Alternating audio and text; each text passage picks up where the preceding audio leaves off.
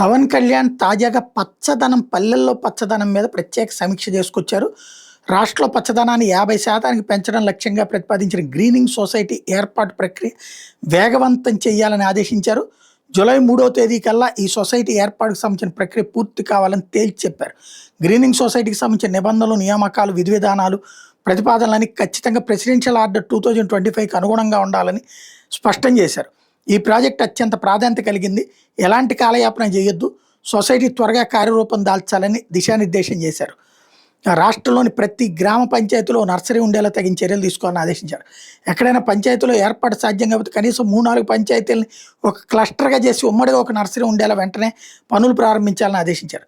కేంద్ర ప్రభుత్వ ప్రతిష్టాపన తీసుకొచ్చినట్టు విబి రామ్జీ పథకం కిందకి నర్సరీల పెంపకాన్ని కూడా అనుసంధానించినటువంటి విషయాన్ని ఈ సందర్భంగా గుర్తు చేశారు.